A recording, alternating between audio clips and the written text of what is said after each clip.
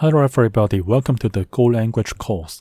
In this video, I'm going to discuss the data types that can be used in Go language.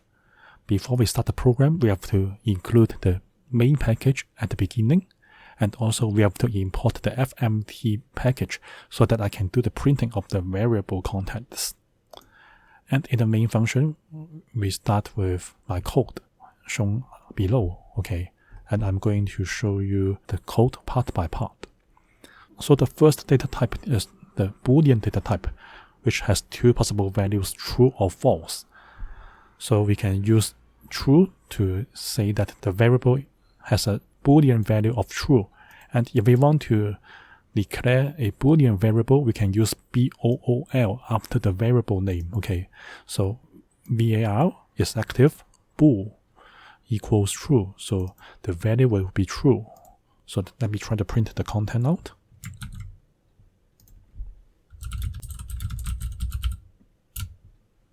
So you see true coming out, okay.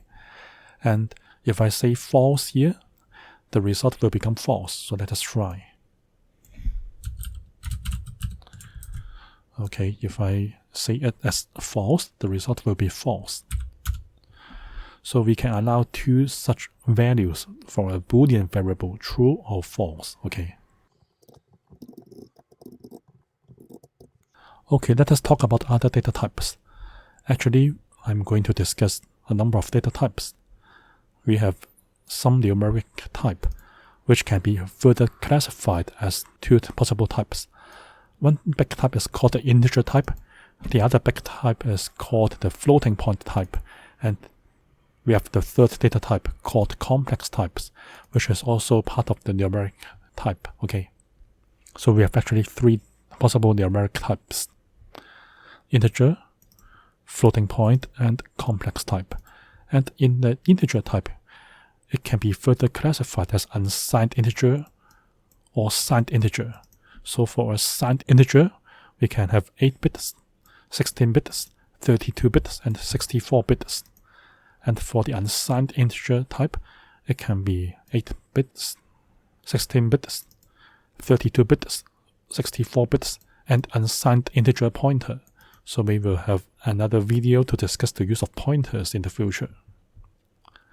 And when integer data type is used, it means that int64 will be inferred on a 64-bit machine. Okay, so we can just use int instead of indicating the length of your integer. Okay, so let us see the example here. var age int equals 30.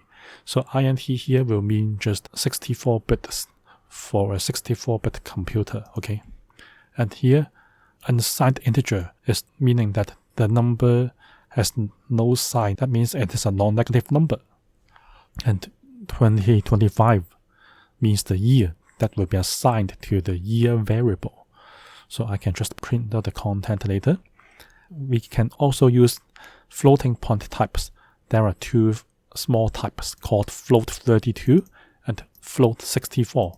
Float 32 means that the floating point number is in 32 bits, and float 64 means that the floating point number is in 64 bits. Okay, so if I use float 64 here for my variable called pi, it means that the data type will be of 64 bits, okay, which is in a floating point number.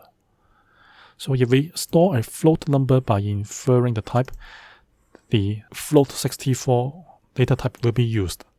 So here you can see that I used the inferred data type of 5.6 from the data alone. So my float will have a data type of float64. Okay, and we have one more numeric data type called complex types. So we have complex 64 and complex 128 for complex numbers. What does it mean by 64 here? 64 means that the real part and the imaginary part would both be float 32. And for complex 128, it means that both the real part and the imaginary part will be float 64. So we can take a look here. Okay. The real part and the imaginary part will both be float 32 for complex 64. And both of the imaginary part and the real part will be float 64 if we use complex 128, okay? And the default complex type will be of complex 128. That means both the real part and the imaginary part will be of float 64, okay? So we can see the result of printing all those variables.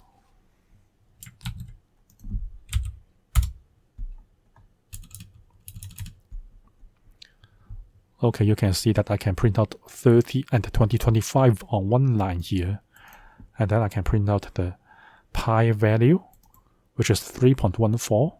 And I can also print out my float value, which is 5.6. And you can see that the complex number printed out will be 1 plus 2i. So you can see that here, number 2 means the imaginary part, and 1 here means the real part. So if the complex number is printed out, the imaginary unit will also be included in the output, okay?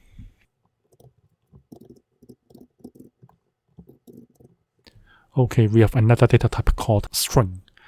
How can we declare a string? We can use double quotation marks shown here, okay? So the name here is a variable name, and the data type will be of string type, and the content of the name here will be Golang, okay, which means Go language. Of course, I can just print it out, and I can also use backticks instead of the double quotation marks to declare a string value, okay. So I can print out both the name here and the new name here. So you see that the use of the double quotation marks and the use of backticks are allowed in Go language. And we have default 0 values for different data types. If we have a Boolean value, the default type will be false.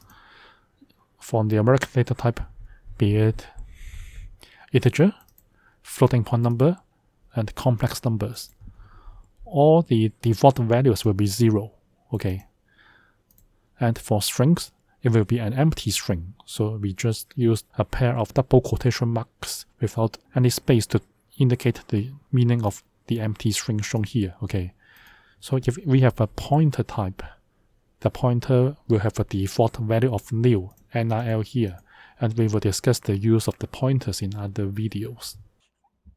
So this video has already discussed a lot of data types in Go language: the Boolean type, the numeric data type, including the integer type, floating point type, and the complex number type.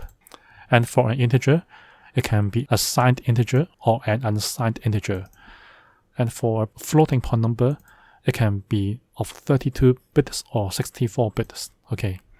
For complex data type, it can be 64 bits or 128 bits. Okay. And we can assign strings to variables by using the double quotation marks or the backticks. And we also know the default values of a number of variable types. The default values are shown here for different data types. This is the end of the video. If you have any questions about my video, please leave your questions on the comment section below the video. If you like this video, please give me a like and please subscribe to my channel. Thank you for watching.